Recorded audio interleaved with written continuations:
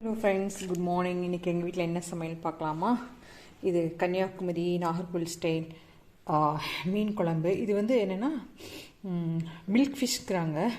நம்ம ஊரில் நெய் மீன் சொல்லுவாங்களா, அது மாதிரி இருக்கும்னு நினைக்கிறேன். அப்படி தான் இருந்துச்சு, நல்லா இருந்தது.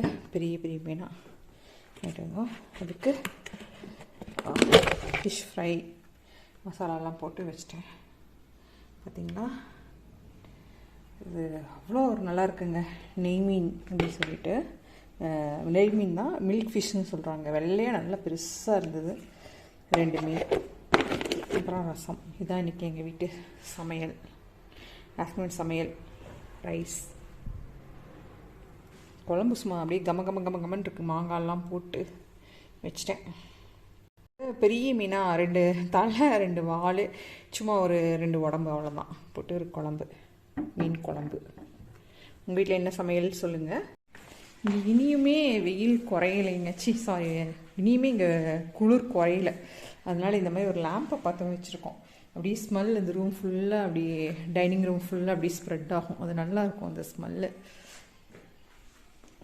கிச்சனில் கதவெல்லாம் மூடி தான் இருக்குது. எல்லா கதவும் மூடி தான் இருக்குது. ஜிலு ஜிலு ஜிலு ஜிலு ஜிலு ஜிலுன்னு இருக்குங்க. அப்படியே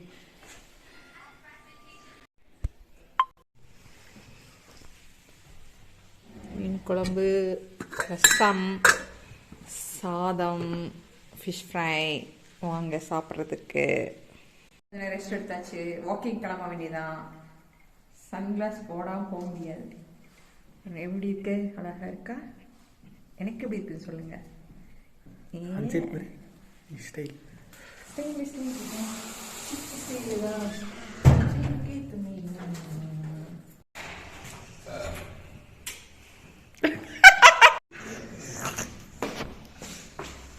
அதனால தானே உங்களுக்கு ரொம்ப பொறாமைன்னு எனக்கு தெரியும்.